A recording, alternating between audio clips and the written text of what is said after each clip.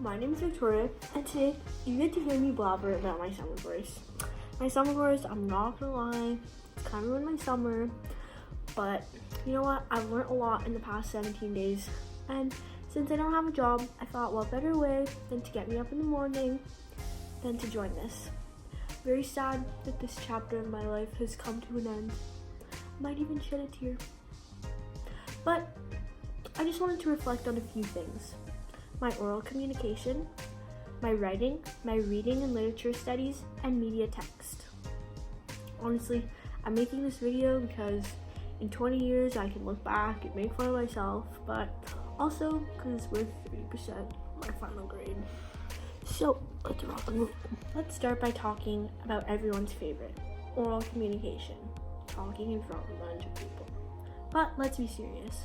I believe it's very important for one to be successful in oral communication to have a good setting.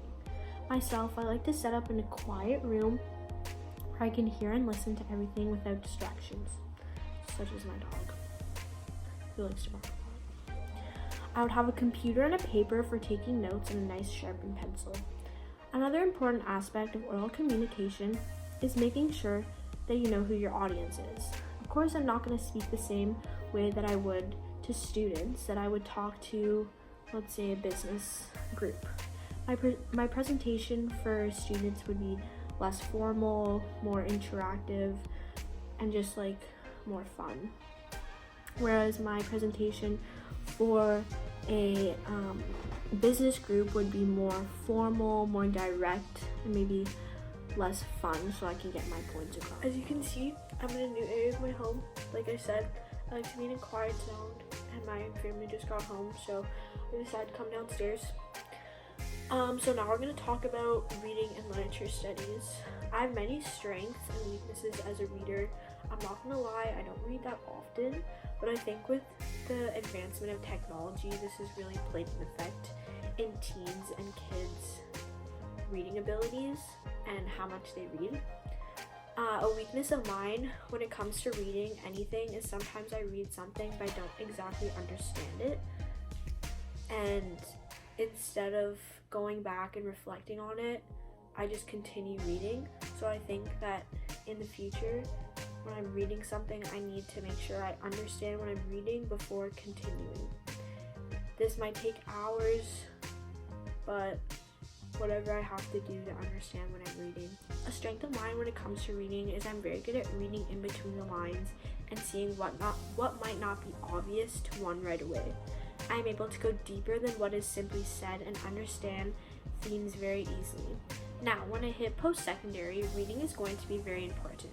To be able to improve in my reading, I should dedicate at least 1 hour of my time every day to just read. The more I read, the better I will become at the English language. I can also ask myself questions along the way and make sure my full attention is on my book. I also need to learn how to read faster as I am very, very slow at reading. I do need to take my time, but I will never finish the book if it takes me 2 days to read a chapter. Next, I'm going to talk about writing. I believe that, like reading, I have many strengths and weaknesses. I believe that I'm very good at writing persuasive texts or essays. I thought I did very well in my persuasive essay that I wrote for this course.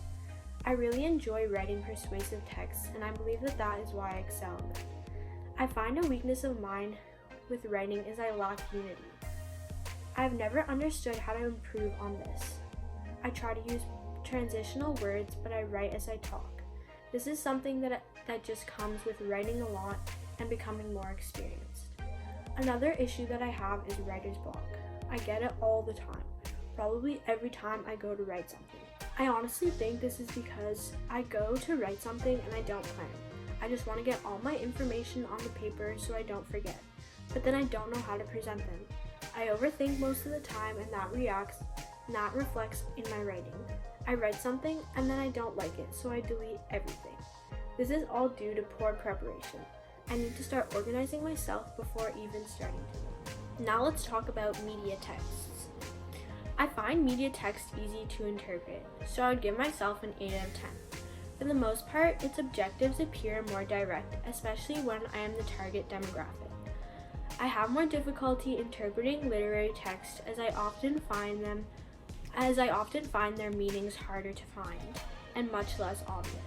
Last but not least, I would post my media text all over social media pages. To gain further insight, I would also ask my friends and followers to repost it.